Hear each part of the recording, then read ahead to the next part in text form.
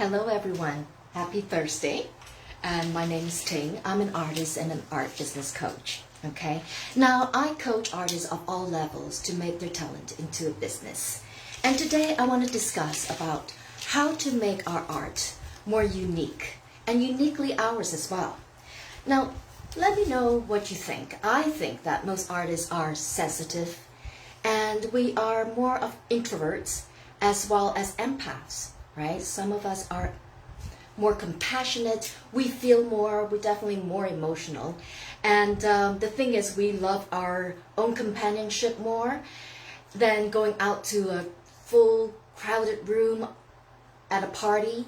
And we also enjoy very deep conversations instead of small conversations, right?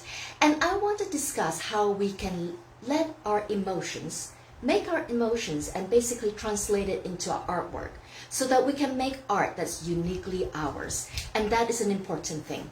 Because when you want to make art into your business, you really have to have a distinctive style and also a mission, as well as make your art so uniquely yours that when somebody see it, when somebody's walking by, they will immediately say, oh, I know who that artist is.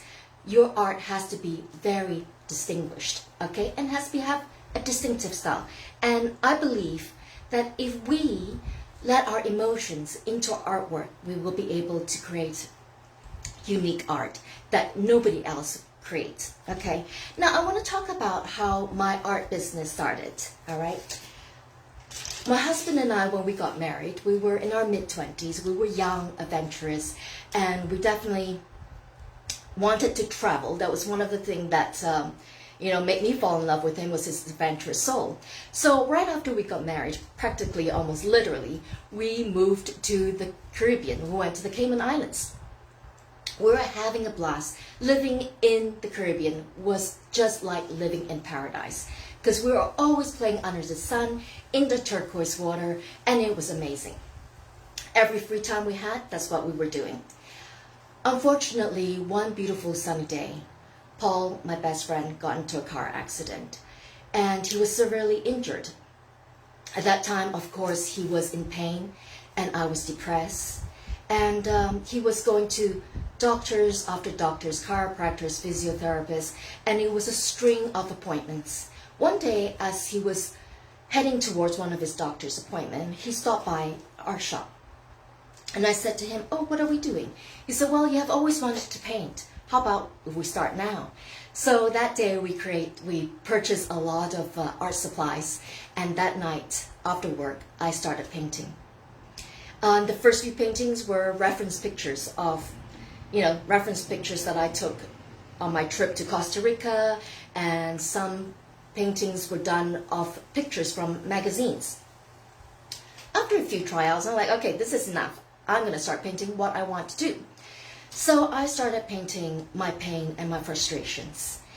And as I was painting this, I was releasing so much stress, and I was comforted by the feeling that I was able to express it through my art.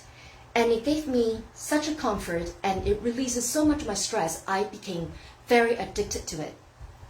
And of course, nowadays they call it art therapy.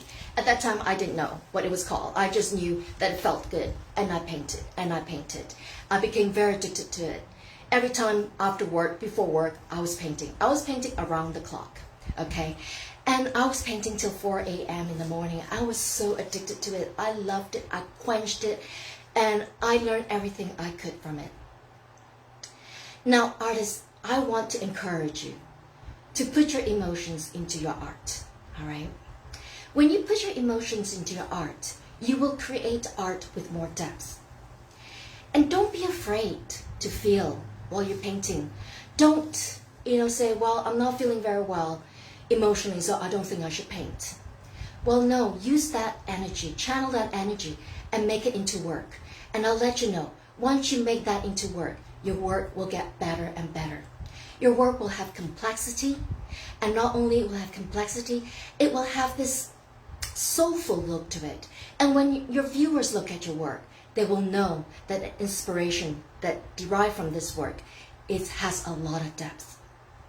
And when you don't create from your emotions, you will end up making work that is very, first of all, emotionless. The other thing is that it will lack a sense of feeling.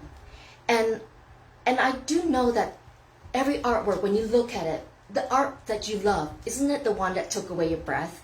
And that's what I mean, because the artist created it from somewhere deep inside their soul. So create work from your soul, okay? Don't be afraid of it.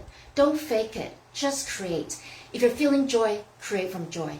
If you're creating, if you're feeling sad, then create from that energy.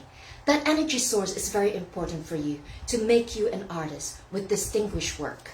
And I want you to keep practicing and keep doing that. And don't judge yourself. Just create. Create like a warrior painter, and you'll see your work will get better and better. And that is when your work becomes the best it could be, and it will develop into something even more magical when you create from your heart, okay? Now, the other thing I want you to do is also to share your talent. We're given a talent not to just hoard it. We're given a talent to share with the world. And if we share it with the world, you'll find that your world will get bigger. And not only that, you're not depriving yourself the joy of inviting somebody into your existence. Because as human, even though we're introverts, we still need connections, right? And that's the reason why we paint. We need a connection. And eventually, when you paint more and more, you'll want to make your art into business, because that would be the natural occurrence. You'll create so much work, and it gives you so much joy, you will eventually say, you know what? Wouldn't this be wonderful if this become my business? And when you're thinking about that, I don't want you to be scared. I know there are things that you don't know. For instance, you don't know how to create a large, extensive collection of artwork. For instance, you don't know how to find your target audience, or you don't know how to market or sell your artwork. And as well, you don't know how to make your business sustainable so you can continue with this art business for years to come. And I understand that. And if you're thinking about making your art into business, I've created a workbook that will really help you. It's got 10 questions, 10 in-depth questions.